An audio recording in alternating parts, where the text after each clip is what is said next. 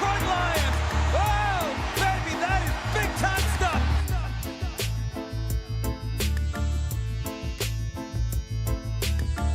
Touchdown, touchdown, touchdown, Detroit Lions. Oh, baby, baby, baby, baby, baby, baby. What is going on, everybody? It is Wednesday. Yes, a day later than I usually do this, but since, we're doing Monday Night Football, I figured I'd delay it a day just like they're going to do the practice report. Yes, that's right. If you didn't know, the practice report will be coming out tomorrow instead of today. I understand that might not have the same amount of viewers today, but if you're in here, say what's up and we will get this thing rolling. But yes, Lions got the victory, so it is a victory Wednesday. I hope everybody enjoyed their victory Monday and Tuesday. You know how we do it over here on Touchdown Detroit Lions. We celebrate the victory all the way up until the next one. Well, until the next game, that is. But, yeah, so it's Victory Wednesday. Victory Wednesday. What's up, John Peterson? We got one person in here at least, which is good to know. But yes, go Lions. We need to beat the Seahawks. We need to get some revenge on them. We have lost to them, I think, every single time that Dan Campbell has played them as the coach. And even before them, they just kind of have the Lions number. And I don't like it. So, yeah, we need to get that game under our belts, beat the Seahawks, and move forward. But let's talk a little bit about what's going on with the Lions. We do have a bug in the locker room, and it's not a good one. It is the injury bug. We got beat up. We got banged up against the Cardinals. We did get the victory, but we are down a lot of people right now. Well, we'll see how many play and don't, but there's a few significant ones who are out for a very long time. So, yeah. But say what's up if you're in here. We got one person, John Peterson.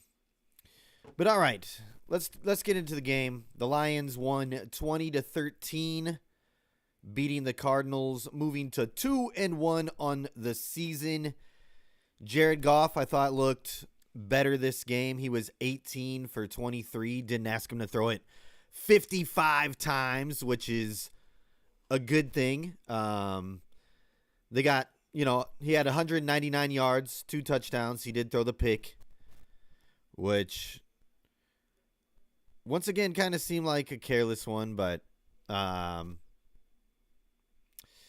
is what it is. We got the dub, and he did what he had to do. He had that run at the end of the game, too, to seal the deal. Gave him the little first down. And, yeah, I like that. And then we nailed it. We were able to seal the victory after that. But David Montgomery with a huge game. 23 carries for 105 yards. Averaging 4.6 per carry with a touchdown. And also had 17 receiving yards, which is good. And then Gibbs, of course, getting 100 all-purpose yards as well, 83 rushing. And then he had 20 yards on that little hook and ladder. But the funny stat is he had 0 receptions, but 20 receiving yards because he didn't actually catch the ball, of course. Amon-Ra did, then he pitched it to him. But they count those as receiving yards, so he had 0 receptions for 20 yards and the touchdown. But I thought they all did well. J-Mo didn't have much. He had 1 reception for 9 yards. But they were kind of, this is kind of how it's been going. The first game, J-Mo had a ton of targets and yardage. And, and then Amon-Ra didn't really have that many. Last game, they kind of split it a little bit more evenly. Kind of seemed like some things were forced to Amon-Ra that game and whatnot. But this game, it was way more Amon-Ra, St. Brown. They used the running game a lot. It was actually very even when you look at the team's stats. 186 passing yards and 187 rushing yards. And we got the job done. Now, I did think, the defense did great. I thought that they had an awesome game. There were some things, that they could still clean up. But Kirby Joseph, once again, coming through with an interception. 10th of his career, which is good. Congratulations, Kirby. But the Lions are undefeated when Kirby Joseph gets an interception, is the stat I think that I read up on. So good on Kirby, but the defense all around I thought was good. They didn't get to Kyler as many times as I hoped, but Hutch did finally get in there and get to him. They had him scrambling around though. They had him scrambling around. What's up, Rick? Glad to see you in here. It is, it's different day. We're all late. You said you're a little late. I don't care. You're here. It is Wednesday. I'm a day late. But we got Monday Night Football, so like I said, starting, we're going to have the same amount of days away as we would from the normal podcast when I do it. And once again, I'll say this one more time, the injury report, for those who didn't know, is coming out tomorrow because they have to announce the injury report within a certain amount of days leading up to the game. Usually it would be on Wednesday since they play Sunday, but since they don't play till Monday, they don't have to release it till Thursday. But yeah, anyways, back to the game. Thought, Terry and Arnold, I thought he did pretty well. He did give up a few, but he was pretty locked down on Marvin Harrison Jr. He didn't give up the touchdown to him. I think it was Carlton Davis, or I'm not sure, but it wasn't Terry and Arnold. I think he's improving every single week, which is a great thing because he's our first round pick and he's out there, pretty much we've talked about it, trial by fire, but the kid does not lack confidence, as we all know, and he is continuing to get better. And I think that, mid-season, even if it's late in the season, as long as we're winning games, it's gonna really pay off, and he's gonna come into his own. The game will start slowing down a lot more for him, because I feel like it already is. But I thought that he had a good game. It wasn't the greatest. I'm not like saying like, oh man, he's a lockdown corner now. But it's just good to see him improving out there and doing his thing. Jack Fox named the NFC Special Teams Player of the Week. Good on Jack Fox. Definitely well-deserved. I think Dan Campbell mentioned that their average starting position was at the 8-yard line. So that's really, really good because that's a huge disadvantage for the other team. But I really thought that we could have done a lot more. I thought that we had very great opportunities, many opportunities to go and seal the deal where we were up a touchdown there in the second half a lot of the times, and we could have gone down and scored, and we didn't. The offense has just got to get a little bit better at that. It should have never gotten close there at the end. It shouldn't have, had to rely on the defense as many times as it did to get us the ball back. I thought that the offense should be better at going down there and just sealing the deal.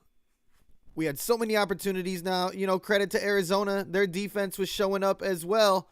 But our offense just has to be a little bit better, especially moving forward with the injuries that we have. On Monday night, we're going to have to bring it. The offense is going to have to absolutely bring it because we're banged up.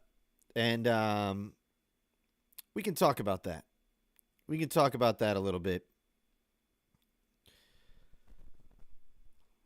Marcus Davenport out for the season with an elbow injury. We were warned about that from other fans of teams that he's played for. The Saints and Minnesota. And now it's happened to us. He played 2 games. He was out for a game with another injury. And now he's out for the season with an elbow injury. This is a blow, a big blow.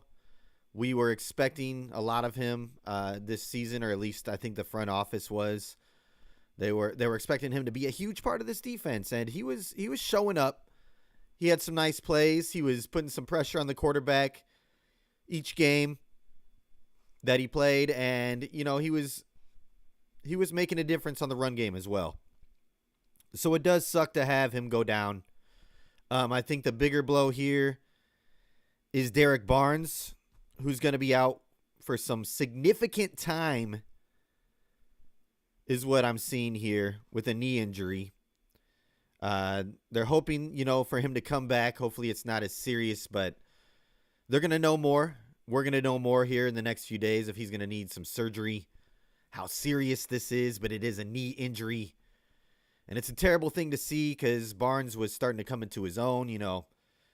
He's playing some good football. And you hate to see that. I mean, you hate to see it for Marcus Davenport as well. But Derek Barnes, a guy that we drafted, this contract year, goes down with a big injury to his knee early in the season. Just never good. So you hope that it's not as serious as maybe they're saying here. They're saying significant time. But yeah, we'll see there. We'll see in the next few days. But then tight end Sam Laporta with an ankle injury. He just can't catch a break here lately. And it all started at the end of last season as well. He got hurt. He was wearing that big O-lineman brace, and he toughed it out and played the playoff games and still made a difference, was out there scoring touchdowns. And then he was healing up over the offseason, got an injury in training camp. I believe it was a hamstring injury.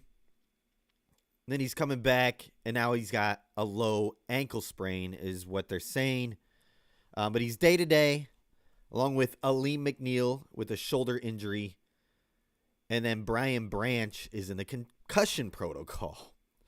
So all huge, huge names right there for us. Sam Laporta, Aleem McNeil, Brian Branch. And then, of course, the guys who are going to be out for a significant amount of time. Marcus Davenport out for the season. And Derek Barnes. And then the one who kind of shocked me because this came, a day later or a few days later from after these injuries came out. Frank Ragnow has a pec injury, and who knows if he's going to miss some time. We don't see the practice report yet until tomorrow, and the coaches say they don't know what to do with him. Now, Frank, being the Iron Man that he is, he wants to play. He's already voiced this. He wants to play through it. He wants to be Triple H. He wants to be Cody Rhodes, and he wants to go out there and fight through the pain and play with a torn pec, I believe. I don't know. I think they said it was partially torn. But that's got to be rough. I mean, Frank does this every single year. He always plays through some significant injury. But this just sucks to happen this early in the season now. Do we rest Frank and get through the bye? Maybe put Glasgow there at center. Bring somebody in at guard. And try to get it that way, just through the bye, give him like 2 weeks off? Or do we just let him go because we have the bye week after this week? I don't know. Frank wants to do it. I say let Frank the Tank play if he wants to. Dan Orlovsky had a great point saying, he runs that offense out there. He's out there identifying who the Mike and the Will linebacker are, for the run game, letting everybody know their assignments. He's pretty much the mastermind besides Ben Johnson and Goff out there. So Frank Ragnow is very important to this offense.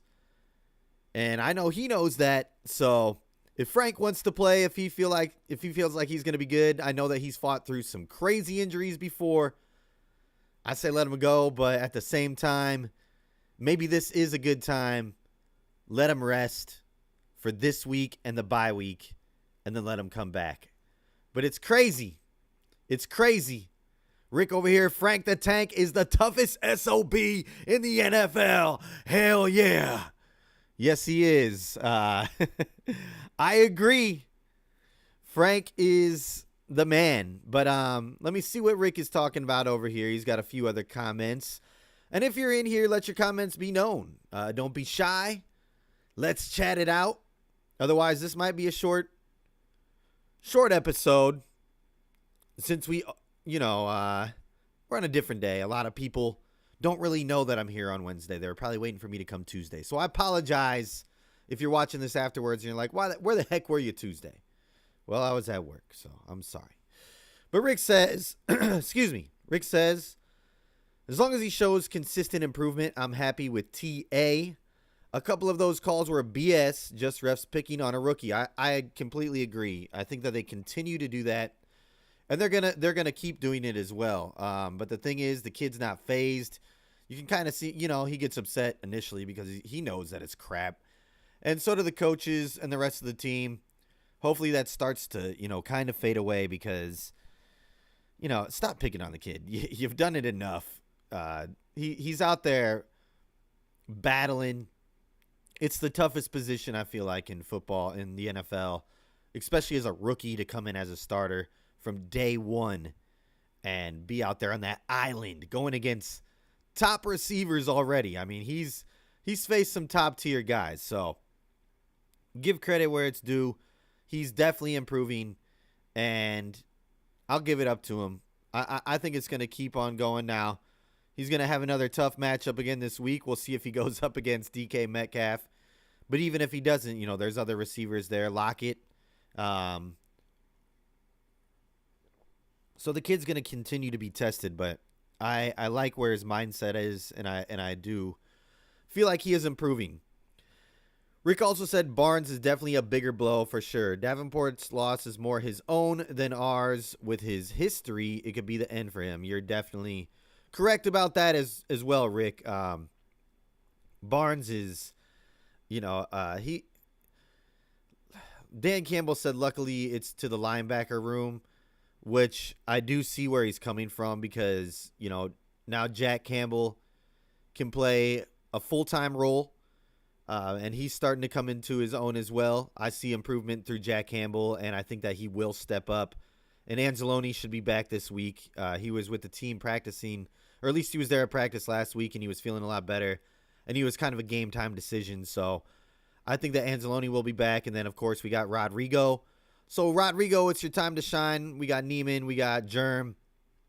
So I think the linebacker room will be okay. But, I mean, still, Barnes is a playmaker, and he will be missed. I'm not saying that it's nothing without Barnes. We're going to be exactly the same we were without him. I don't think that, but I think that they will be okay. That is a spot where we do have depth. And so, yeah, it's just next man up there. But Barnes, it's terrible for him, especially because he's, looking. I believe this is his contract year. This is last year of his rookie contract. So I think the Lions will bring him back. He's shown enough improvement, but that's a discussion for later down the road. But I do think, that is 100% the bigger blow than Davenport. But with Davenport going out, this is a question that I've been seeing going around. Do we need to go and replace him? Do we need to go and pick somebody up? Do we need to trade for somebody? I've been seeing everybody say, send the house for Crosby. I've seen say go get Hendrickson from Hendrickson, I think that is, from the Bengals. I don't know if they both start to go downhill or continue to lose, especially the Bengals, if they can't find a win. It'd be interesting to see if we could pull something off there just for, maybe a third rounder, a fourth rounder. Now, do you value those more than going and getting him? We'll see where we're at that point in the season. But do we go out and get somebody?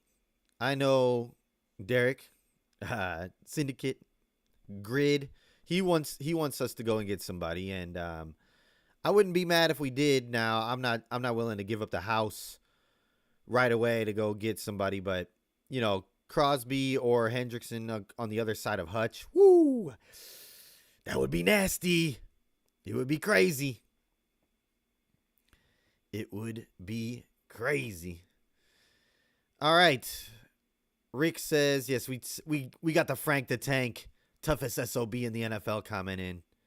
Rick says, Bo Nix, Jacob Brissett, and Skylar Thompson / Tim Boyle don't put too much concern on that 3-0 record the Hawks have. Yeah, I agree. Same kind of with a lot of these 3-0 teams. You know, they haven't faced a ton of top-tier talent, especially at quarterback. So we'll see, you know, but the Seahawks do always play us tough now. You know, Pete Carroll's not there anymore, so it is a little different. But yeah, I won't take them lightly. Geno Smith's kind of been balling out, but yes, that is a good point that they haven't played the toughest of teams yet. So they're coming to Detroit on Monday night when we're wearing our black uniforms for the first time. You know that crowd's going to be fired up. We're the new 12th man, okay? Some are saying it's the toughest place to play in the NFL now. So good luck, Seattle, trying to come in and knock us off again, because I guarantee you Dan Campbell's got them boys fired up and is telling them, hey, I've never beat these guys. We got to go out there and we got to smack them in the face. We got to show them that we're the real deal. We're better. Stephen A. had him on his top 5 list. Nah, it should be us. I know they don't care about Stephen A., and I don't really either. But yeah, let's go smack him in the face and show him what's up. They got to lose sometime. They're not going to go undefeated. And what better time than this week for the Seahawks to catch their first loss on Monday Night Football in Detroit against our Lions, baby. Yeah. Rick, I know I spelt that wrong, but you know who I'm talking about. Yeah, no, you're good. You're good. John Peterson, any players who missed last game could be back. Yeah, Anzalone, I think, is definitely going to come back. Hopefully we get Ifeatu Melifonwu, especially if Branch is out, then that would be huge for him to step in that role. I think we see Isaiah Williams come back too, but I don't know, how much of a significant role he'll play there. But yeah, I think we get Anzalone. We'll see tomorrow. We'll see tomorrow more on it. Unfortunately, they didn't come out with the injury report, but it was positive talks on Anzalone. Like he was almost ready to go on Sunday against the Cardinals. It was kind of a last-minute decision. They said, okay, we're going to sit you this week. And it was fine. We got the job done. Hatter's House, Victory Tuesday. Woo! Sorry for screaming in the mic. Victory Wednesday, yes. But I hope you all enjoyed that Victory Tuesday. And I said it earlier before everybody got in here. On Touchdown Detroit Lions, we celebrate the victory every day up until the next game. And then hopefully we're celebrating all next week as well. So, yes, celebrate this Victory Wednesday. Wear your jerseys. Wear your Lions gear. We're 2-1. Second in the NFC North, because Minnesota's 3-0, which is kind of crazy. But they're another team who haven't really, they've played the Niners. They're doing all right. But we'll see when we play them. Just how good they are. And I don't know if Sam Darnold is going to continue doing this for an entire duration of a season. He's shown flashes before. He does have Justin Jefferson, but we'll see how long it can last. Dale, what's up? Injury to Davenport was due to a dirty play on the Cardinal offensive line. I'm going to have to go back and watch that because that sucks if that's the case. It sucks all around, especially for Davenport. Rick pointed it out earlier. He does have it. I said it too, but it's going to hurt him in the long run. This could be the end of his career because he's had so many injuries and season-ending injuries. Last year He went out after week 2. This year is week 3. So, unfortunate big time, but crap if it was a dirty hit on the Cardinals offensive lineman. I'm going to have to go back and watch that, Dale, because that will tick me off. Hatter's House, Reddick. Yeah, he's sitting out, right? He's waiting for something. Let's go get him. I wouldn't mind getting Hassan. I think he's still got a lot left in the juice. In the tank. He's got a lot of juice left in the tank. So that would not be a bad move at all. I'm with it. Rick, if Brad is going to make a move, it won't be till the bye. Yeah. They wouldn't play this week regardless. Yeah, exactly. Yeah, I'm with you. I'm just saying, like, I would say I wouldn't even expect us maybe to make a move until the trade deadline. See how we're sitting and how we're doing until then. Because we know how Brad likes to operate. But maybe we go and make a big-time splash this year. I know some people say that there's not a lot of significant trades at the deadline that make an impact. But, I beg to differ. There have been some. I think Odell Beckham for the Rams was one a few years ago. I know that's a different position. But, he came in and he did get hurt in the Super Bowl. But he was a huge part of them making it there. So we'll see how we do. We'll see what's up. I know that they plan on putting Pascal out there, maybe Levi playing a little bit of edge. We'll see. But they definitely said Josh Pascal will get a huge opportunity out there to show what he's got. I hope he steps up. A lot of people are like, where's James Houston? He's been a healthy scratch for a reason. Last year we were begging, where's Bugs? Where's Bugs? Well, look what happened with Bugs. I'm not saying that it's the same situation with James Houston, but there's something going on there. There's got to be something going on there. When I went to the game when they played the Bucs, he played 2 snaps. He dressed, but he played 2 snaps. So I think that his days are numbered with Detroit. Maybe we use him as a trade bait if anybody's going to even want him at all, because he hasn't done anything in a few years. I know we do have some people who tune into the show who like James Houston, but maybe he gets a bigger shot now. Maybe he gets a bigger role. He better take it, though, because from what I hear, things are not good with him. That's just rumors, okay? No factual there, so don't run with that at all. Rick, I'm rooting for the Steelers to keep up with Fields. Yeah, just laugh in the Bears' face. I think, look at what happened on Monday night.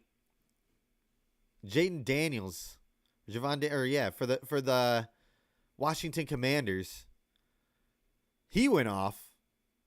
Bo Nix is looking better than Caleb Williams.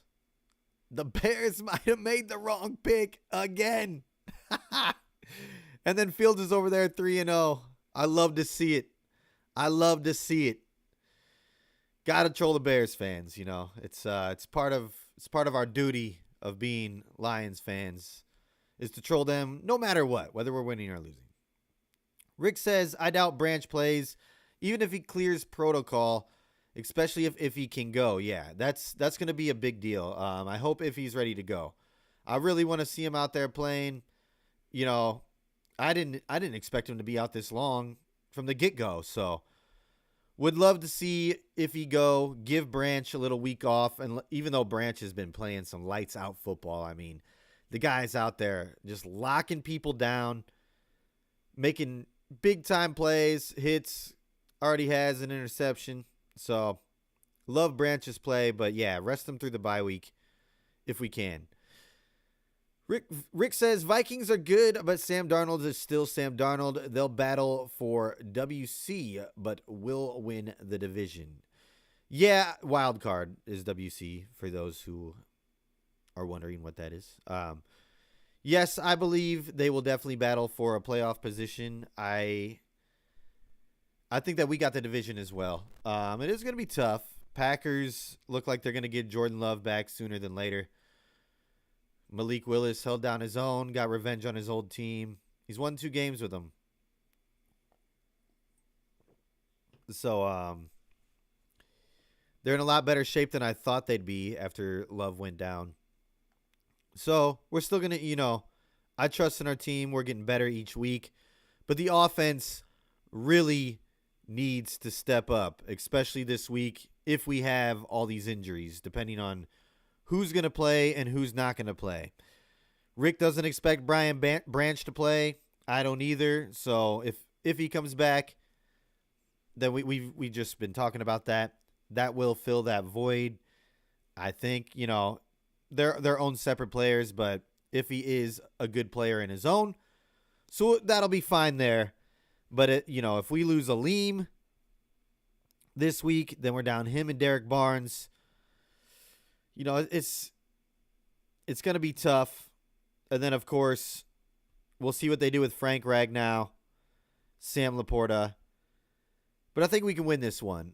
Seattle hasn't seen a tough team like us. We're going to go out there. We're going to try and punch them in the mouth. I hope that we keep the same kind of game plan, a little bit more balanced. Like I said, we had 186 passing yards and 187 rushing yards. Goff only threw the ball 23 times. I like that a lot better than 55. And I think that it works out a lot better for us too. So, just, Goff can do it, but it's not necessary to put the whole game on his shoulders when we got guys like Monty and Jahmyr Gibbs. And check this out. They are the NFL's first running back duo since 2006 to each produce 70-plus scrimmage yards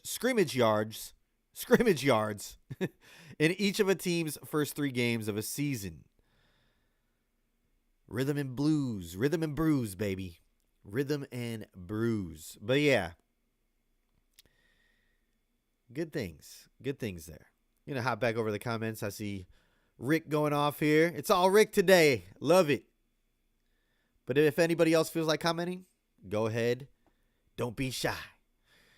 Rick says Andy Dalton is going to serve his former team their 4th loss, and the Bengals start the season 0-4. Hendrickson and Higgins might be for sale next week. Woo! Higgins as well. Man, who would you rather have? Would you rather have Hendrickson or would you rather have T. Higgins? I don't know if we get both. That would be a good package, though, if you could get both. That would be a great package. Me personally, they just signed Tim Patrick to the active roster after all these injuries. I think that's a good move. I think they're going to roll with Tim Patrick. I think they see some things in him, and him and Goff are probably starting to click. But T. Higgins, can't deny that talent there. That would be a good pickup. Me personally, though, I'd go with Hendrickson just because him and Hutch together, that defense would be even nastier than it was before. I would like it. If they're 0-4, they could start selling. They could really start selling the house. But, yeah. I would love to see it. Let's go, Dalton. Come on, baby. I'm going to be rooting for the Red Rocket harder than ever. Rick, it's not the QB. It's the organization. Fields is going to prove it. I believe it. It always has been. Bears can never, Jay Cutler, I thought was a decent quarterback. Not the greatest, but they didn't do anything with him. They did go to the Super Bowl with, Rex Grossman, which is crazy. But they haven't had good quarterback play, and, it's been so long, maybe forever. And it is an organization thing. And I love it. Rick, Packers are going to beat the Vikings this week to serve them their first loss and win his 3rd straight. Then Love is going to come back and suck. And I hope they trade Malik. I hope that Love does come back. Sucks. They trade away Malik because people are like, oh, I want him for my team, like the Dolphins or somebody. And then, yeah, that would be hilarious. Dale at Rick, I believe if anyone can get the most out of Fields, it would be Mike Tomlin. That is a good point. Mike Tomlin, they're rolling with him now. You can't go back now. I mean, even if Russ comes back healthy, Fields has won 3 in a row. You got to stick with him. And I believe Mike Tomlin, he is a player's coach. He will get the most out of Fields. That is a great point there, Daryl. Dale. Sorry, I didn't mean to call you Daryl. Sorry. I was looking at Rick at the same time, and I kind of combined your names. Sorry, Dale. Rick, Hendrickson, if we could keep him and still extend Hutch. Yes. Got to extend Hutch. That is a top priority next season. I'm in the offseason. We got to extend Hutch. Got to. That's first priority. Number 1 priority. Keep Hutch around. Rick agrees with Dale because Dale was talking to Rick. Hatter's House says Hendrickson, yes. And then Red Rifle, yes, I know I called him the Red Rocket. Apologies.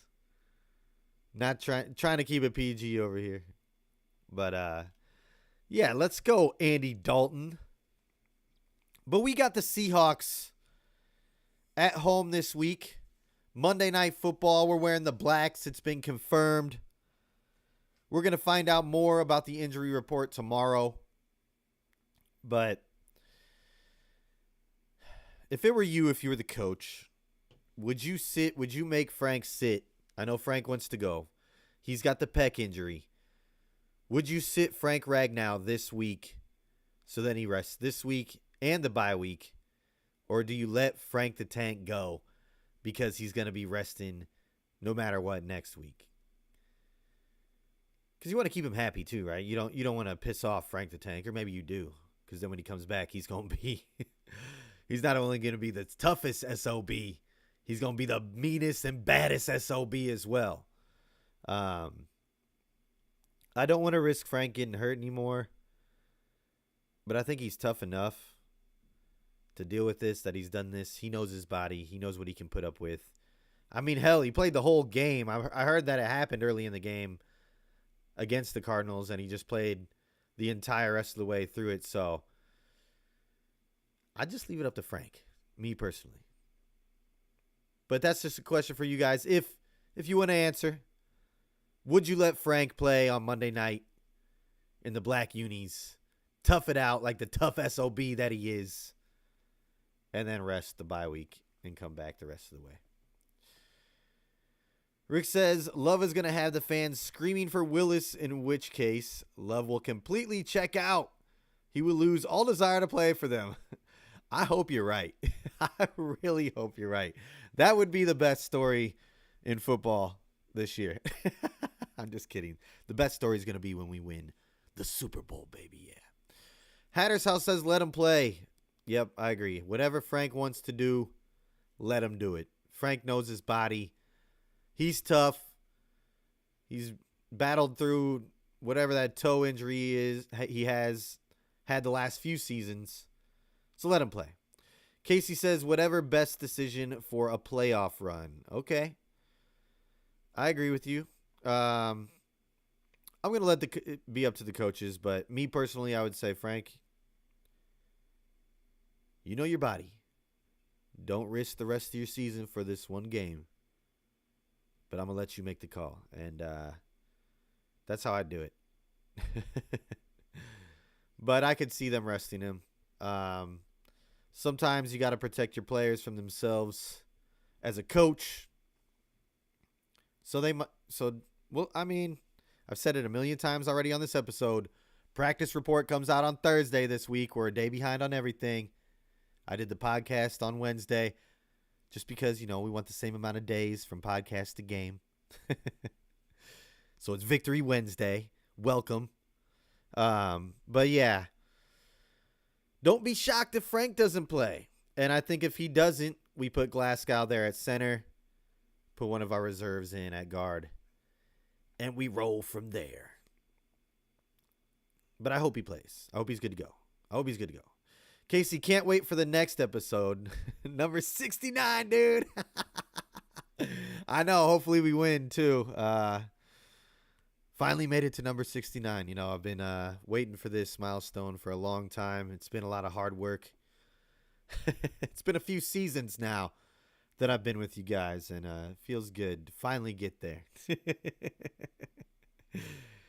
But all right, we got the Seahawks going up. We're going up against Geno Smith, DK Metcalf.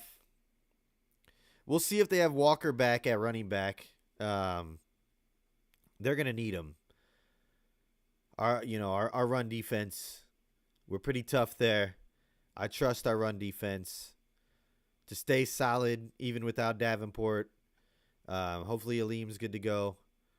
If not, Levi's going to have to step it up. We'll probably see Pecco step in from the practice squad. Wingo will probably get a lot more go, but DJ Reader, a lot of the guys are giving Wingo a lot of praise. They say that he's learning fast. He's stepping up. And, you've seen a few flashes.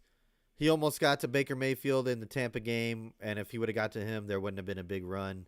So, it's a game of inches. But he's a rookie, and he was drafted late. So, hopefully he can step it up and be a force to reckon with this week. But, yeah, guys are just going to have to – it's the next man up. This team is built on grit. That's what Dan Campbell says.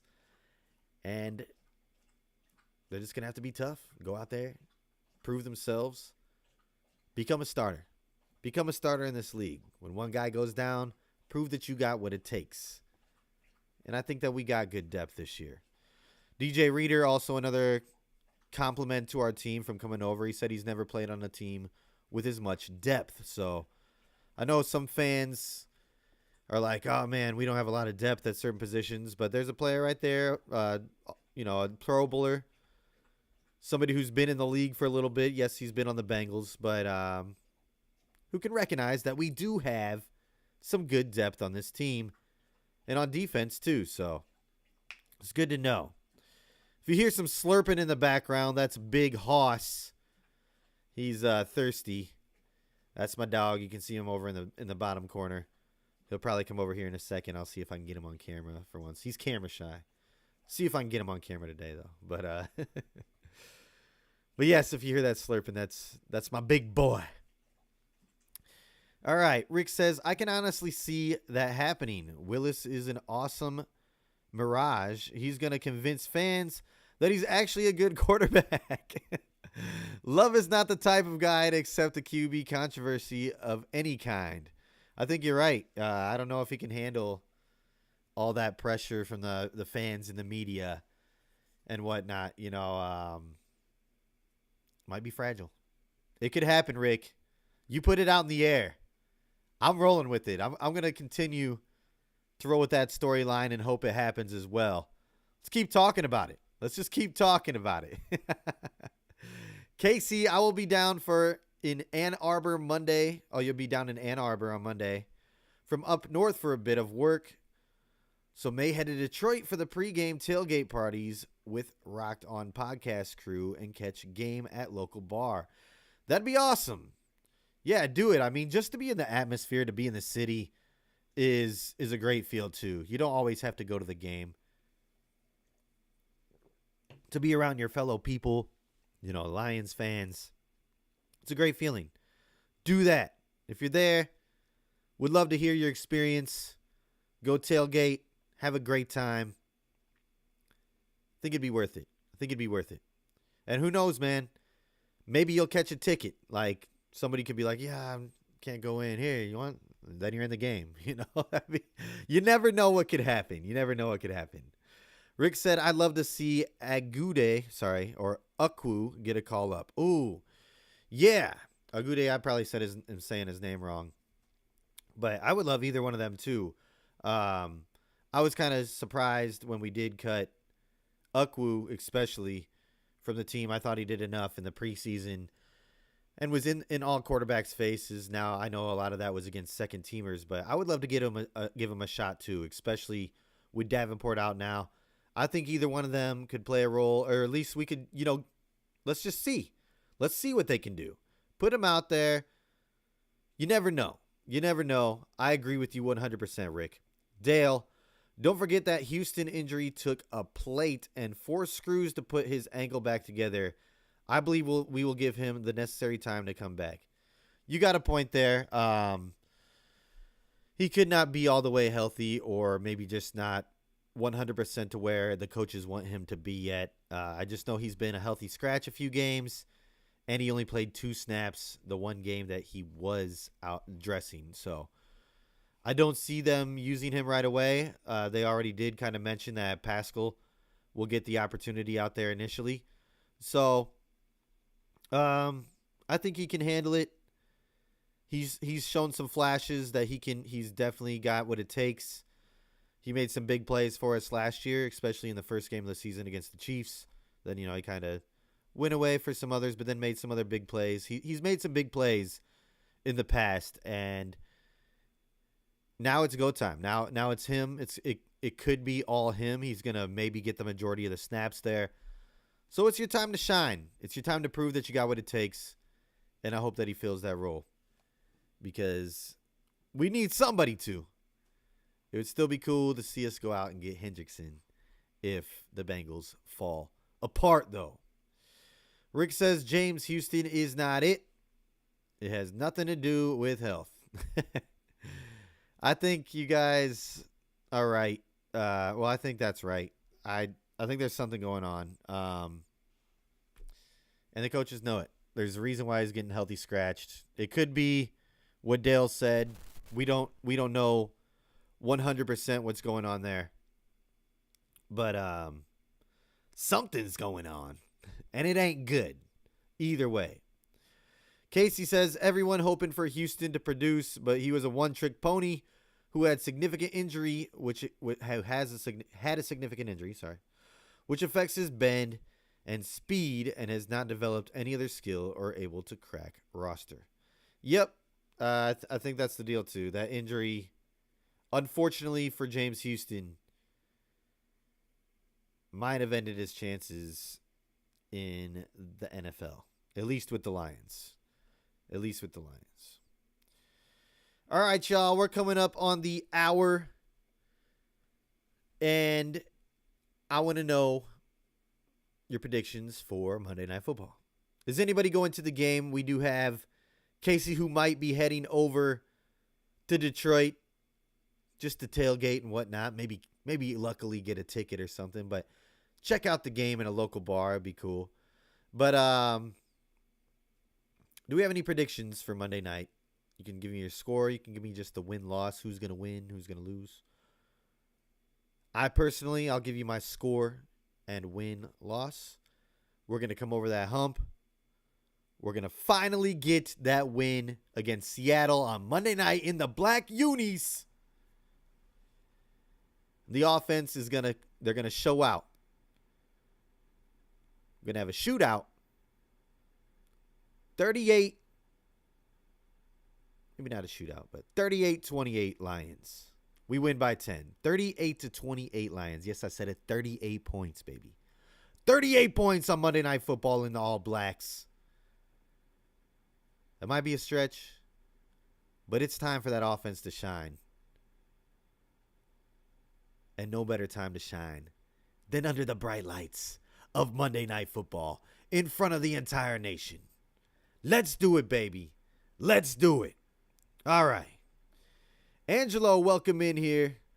Trade for Hendrickson. Yeah, that's something we've been talking about. If the Bengals lose to the Panthers, it could be a reality. Rick said that even T. Higgins could be up for sale, but I would much rather have Hendrickson with Hutch. That would be amazing. I 100% agree for that. Hatter's House Lions by 1,000,000. There it is. I need to get my sound effects set up. I'm going to get this show a little bit better here this season. So look out for that, but that would have been a or something, I don't know. Casey, to be fair, Houston did bulk up in offseason and could add some bull rush. Lions 31, Seattle 16. Casey picking the Lions win with a big win too. Going into the 30s, the offense, I love to see it. We need to do it. Angelo says, we beaten Seattle this revenge tour. I agree. It's time. They've had our number for the last several years. We got to get this win. We got to get this win. Rick says Campbell tries to avoid the Houston conversation. He doesn't even mention him unless he's asked about him. Has very little to say. There's a reason for that. Yeah, Dan Campbell, he's very transparent. I mean, in his press conferences. If he likes the guy, he'll talk about him. If he doesn't, that's the kind of treatment they get in the press conference. Exactly what you said, how he talks about Houston. He's done it in the past with guys like Bugs. So, yeah, it's not a good sign. It's not a good sign. Angelo says trade for Hendrickson. Yes, that's what we need to do. Oh, yeah, you already said that. Sorry. Angelo says, what are we doing if Ragnow is out? Are we moving Glasgow to the middle? Help me understand a little. Yeah, that's what. So we talked about this a little bit earlier, and I'll talk about it one more time. I am about to get out of here, though, Angelo, but you can watch the episode back and see what I had to say. But I'll talk about this one more time. I do think that if Ragnow is out, that Glasgow goes to center. We've done this before. I think Glasgow he understands the offense enough and has played that position 100% enough that he can go out there, fill that void. No, he's not Frank the Tank. Nobody is. I think Frank is one of the, if not the best center in the NFL. But, I think that Glasgow can fill that just fine, and then we'll probably have a reserve go in and fill Glasgow's spot. But then we'll have Sewell, we'll still have Zeitler, and we'll have Decker out there. So almost the same starting lineup. We'll just be missing one. It is a key piece, but luckily Glasgow does have a ton of experience at center, and he's done it for us before when Frank's been banged up. So it would be a huge loss to lose Frank. It always is. But it's a great thing to have Glasgow, who's out there next to Frank every single play, knows the offense, has been there, is a vet at that position as well. We'll be fine if Frank has to sit out this week. Hopefully it's not going to be a long-term thing. I don't think it will, just because of how Frank is. He's too stubborn. He's going to want to play. If it's him, if it's his decision, he's going to be out there no matter what. But coaches might try to protect him, since we do have the bye week after this week, to give him a few weeks rest. But that is what we would do, Angelo, if Frank's out. Glasgow to center. Put one of our reserves in there who they feel the most comfortable with at guard. And then we're rolling with the rest of our starters out there. So to answer your question, yes, Glasgow in the middle there. My dog, I appreciate you. Yes, Angelo, I appreciate you too. I'm usually here on Tuesdays. This week's a little bit different. So come back next Tuesday. I'll be here on Tuesday, 5 p.m. Detroit time, 4 p.m. Central, 2 p.m. on the West Coast. Every Tuesday, Touchdown Detroit Lions. I'm your host, Nick Harkson. But I would love to see you come back week after week, talk some Lions football.